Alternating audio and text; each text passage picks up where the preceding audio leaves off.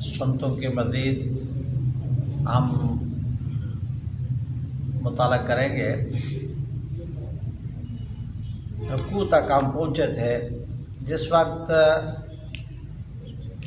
نمازی رکوع کے لیے اللہ اکبر کہے تو جس وقت وہ جھکنا شروع کرے اس وقت اللہ اکبر شروع کرے اور رکوع میں جھک جانے، گھٹنے پکڑنے، ہاتھ رکھنے تک اس کا یہ تکبیر جو ہو وہ جاری ہو۔ مثلا اللہ اکبر، اللہ کو ہم لمبا کریں گے، کھینچیں گے اور کھینچ کر اتنا لمبا ہو تاکہ ہم رکوع تک پہنچ جائیں اور رکوع میں ہم سیدھے ہو جائیں۔ مختصر یا چھوٹا نہیں کہنا ہے۔ ہر تکبیر میں اللہ اکبر کی را کو جزم پڑھیں گے، آخری جو رفظ را بر اس میں جزم پڑھیں گے، ساکن کریں گے لفظ۔ آخر صورت میں اگر اللہ تعالیٰ کی حمد و ثنا ہو تو افضل یہ ہے کہ قرأت کو تکبیر کے ساتھ ملا دے۔ مثلا ساری نہیں، جن آیات میں اللہ تعالیٰ کی کبریائی بیان کی گئی ہو، تسبیح و تحلیل ہو، مثلا وکبر ہو تکبیرن اللہ اکبر، یہ قرآن مجید کی آیات مقدسہ ہے، وکبر ہو تکبیرا۔ تو اب یہاں پہ اگر ہم نماز کے اندر پڑھیں گے تو رکوع میں اگر ہم نے جانا ہے تو اس مقام پر ہم یہ پڑھیں گے وکبر ہو تکبیرن اللہ اکبر۔ اسی طرح وَأَمَّا بِنِعْمَتِ رَبِّكَ فَحَدِّثِ اللَّهُ اکبر، اس لیے کہ یہاں پر بھی اللہ تعالیٰ کی کبریائی بیان کی جا رہی ہے، اس کی ثنا بیان کی جا رہی ہے۔ سا اور نون ان کے نیچے کسرہ ہوگا اور لام کے ساتھ اس کو ملا دیا جائے گا۔ اسی طرح اگر تو کوئی ایسا ہے کہ جس میں کبریائی بیان نہیں کیا جا رہا تو اس مقام پر رکنا ضروری ہے۔ مثلا ان شانئک ھو الابتر، اب اس کو ہم ملا نہیں سکتے، یہ ملانا غیر مناسب اور مکروہ ہے۔ اس مقام پہ ہم نے ہمارا رکنا ہی لازم ہے۔ اسی طرح سامعین دی وقار، کسی آنے والے کی وجہ سے قیام یا رکوع یا قرأت میں طول دینا یہ مکروہ تحریمی ہے۔ اب امام نماز پڑھا رہا ہے، نماز پڑھاتے ہوئے انہوں نے کلیکشیوں کے ساتھ دیکھ لیا یا کسی بھی طریقے سے اس کو نظر آ گیا کہ کوئی بندہ آ رہا ہے تو وہ نماز میں شامل ہو جائے، وہ رکوع میں مل جائے، اس کو رکعت مل جائے۔ اب اس بندے کے لیے رکعت کو لمبا کر دینا، تسبیحات کو لمبا کر دینا یہ مکروہ تحریمی ہے۔ لیکن کس صورت میں؟ اگر امام اس بندے کو جانتا ہو، پہچانتا ہو، اس کی خاطر لمبا کرے گا تو یہ مکروہ تحریمی ہوگا۔ اگر پہچانتا نہیں ہے تو اسی طرح کوئی بندہ آتا ہے، جس طرح عیدین کی نماز ہے یا کوئی اور ایسا موقع ہے، تو ایسی صورت میں بغیر جان پہچان کے کسی کے لیے لمبا کرتا ہے تو یہ افضل ہے، اس لیے کہ نیکی کے اوپر اعانت ہے، نیکی کے اوپر اعانت ہے۔ مگر اس قدر تک وہ طویل اس مقام پہ بھی نہیں کر سکتا کہ مقتدی گھبراہٹ کا شکار ہو جائیں یا پھر وہ تنگ ہو جائیں، اس لیے کہ مقتدیوں میں مریض بھی ہوتے ہیں اور حاجت والے بھی ہوتے ہیں، تو وہ امام کو چاہیے کہ اتنا لمبا نہ کرے کہ مقتدیوں پہ وہ بھاری پڑ جائے۔ مقتدی نے ابھی 3 بار تکبیر نہ کہی تھی کہ امام نے رکوع یا سجدہ سے سر اٹھا لیا، تو ایسی صورت میں مقتدی پر امام کی مطابعت یہ واجب ہے۔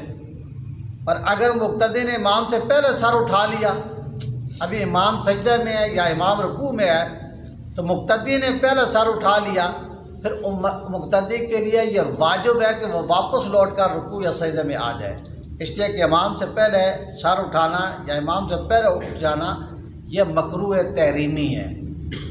امام سے پہلے سر اٹھانا، امام سے پہلے سجدہ میں جانا، امام سے پہلے سجدے سے قیام کی طرف آنا یہ مکروہ تحریمی ہے اور یہ گناہ کا ارتکاب ہوگا۔ اب رکوع میں جائے گا، رکوع میں پیٹھ خوب بچھی ہوئی رکھے، یہاں تک کہ پانی کا پیالہ اس کی پیٹھ پر رکھا جائے تو وہ ٹھہر جائے۔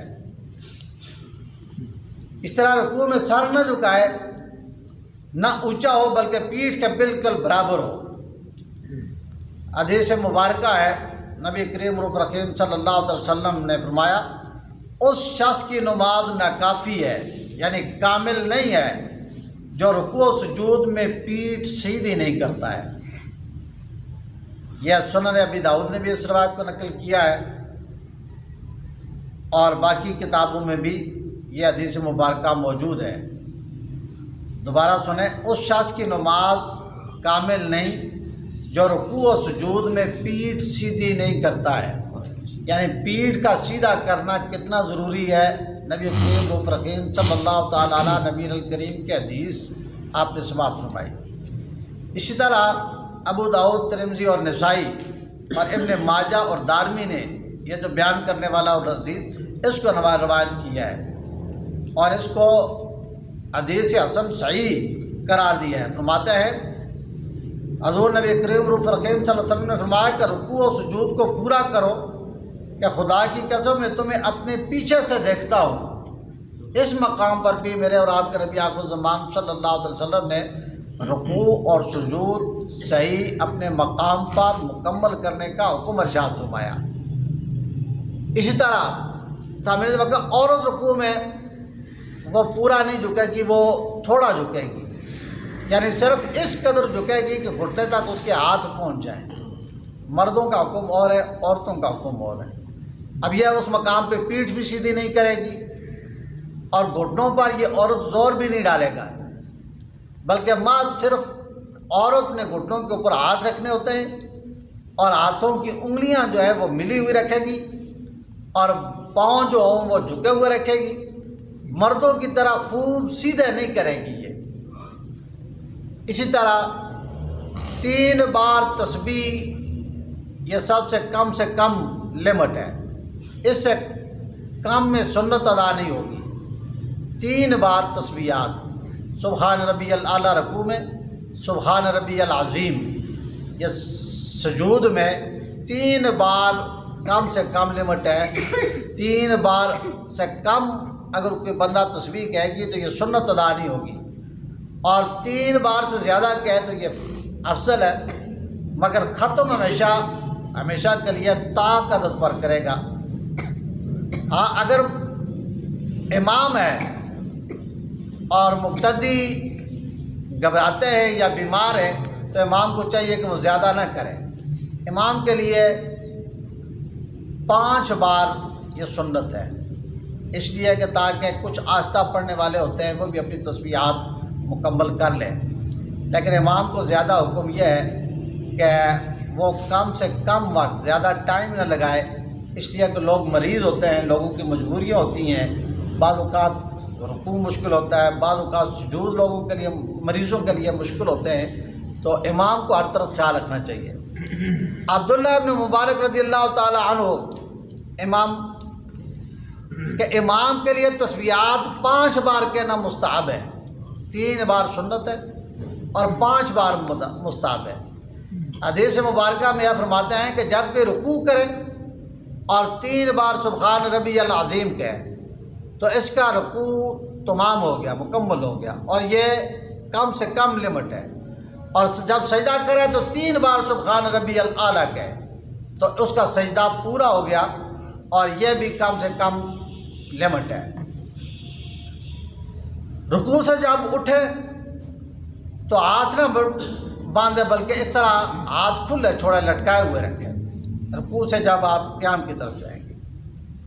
اسی طرح سامع اللہ لمن حمدہ کو کہ ہاتھ جو ہے اس کو ساکن پڑھے، اس پر حرکت کو ظاہر نہ کرے، حامدہ اس کو ساکن کرے گا، جزم پڑے گا اس پر، نہ دال کو بڑھائے گا۔ وہ رکوع سے اٹھنے میں امام کے لیے سامع اللہ لمن حمدہ کہنا اور مقتدی کے لیے اللہم ربنا ولک الحمد اور اللہم ربنا لک الحمد، یہ دونوں جملے ہیں۔ ولک الحمد اس کو زیادہ اقسم قرار دیا گیا ہے، اور لک الحمد وہ بھی سنت منفرد کو آدمی ہے تو اس کو دونوں کہنے ہیں، ربنا لکل الحمد سے بھی سنت ادا ہو جائے گی اس کی، مگر واو ہونا بہتر ہے، اللہم یہ بھی ضروری ہے۔ میرے اور آپ کا نبی آخر الزمان صلی اللہ تعالیٰ علیہ نبی الکریم کی حدیث مبارکہ ہے، جب امام سمع اللہ لمن حمدہ کہے تو اللہم ربنا لک الحمد تم کہو، کہ جس کا قول فرشتوں کے قول کے ساتھ موافق ہوگا اس سے قبل کے گناہ اللہ رب العزت معاف فرما دے گا۔ اسی طرح بخاری اور مسلم شریف کی روایت ہے، حضرت سیدنا ابو ہریرہ رضی اللہ تعالیٰ عنہ اس کے راوی ہے، منفرد سامع اللہ لمن حمدہ کہتا ہوا رکوع سے اٹھے اور سیدھا کھڑا ہو کر اللہم ربنا ولک الحمد کہے۔ اکیلا آدمی سامع اللہ لمن حمدہ کہتا ہوا رکوع سے قیام کی طرف جائے، اور جب قیام کر لے سیدھا کھڑا ہو جائے اللہم ربنا ولک الحمد، یہ الفاظ کہے۔ سجدہ کے لیے اور سجدہ سے اٹھنے کے لیے اللہ اکبر کہنا، اور سجدہ میں کم سے کم 3 بار سبحان ربی الاعلیٰ کہنا۔ سجدہ میں ہاتھوں کا زمین پر رکھنا، سجدہ میں جاتے ہوئے زمین پر پہلے گھٹنے رکھے، پھر ہاتھ رکھے، پھر ناک رکھے، پھر پیشانی رکھے، اور جب سجدہ سے وہ اٹھے گا تو اس کا برعکس کرے گا، یعنی جس انداز سے آپ گئے ہیں کہ پہلے گھٹنے، پھر ہاتھ، پھر ناک، پھر پیشانی، اب اٹھتے ہوئے پہلے پیشانی اٹھائے گا، پھر ناک اٹھائے گا، پھر ہاتھ اٹھائے گا، پھر گھٹنے اٹھائے گا، یہ الٹے طریقے سے اٹھے گا۔ رسول اللہ صلی اللہ تعالیٰ علیہ نبی الکریم نے فرمایا کہ جب سجدہ کو جاتے تو پہلے گھٹنے رکھتے، پھر ہاتھ، اور جب اٹھتے تو پہلے ہاتھ اٹھاتے اور پھر گھٹنے اٹھاتے تھے۔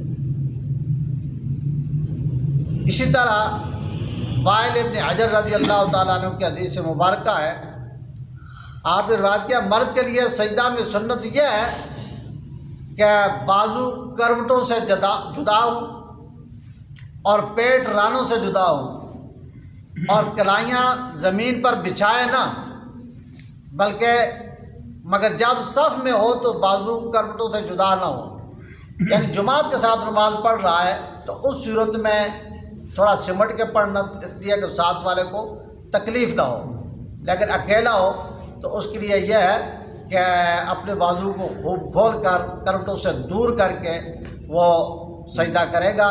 باقی مثال انشاءاللہ الرحمن کل ہم اس کو لے کر آگے بڑھیں گے۔ اللہ تعالیٰ سے دعا ہے کہ اللہ تعالیٰ ہمیں عمل کی توفیق عطا فرمائے۔ اللہم صلی علی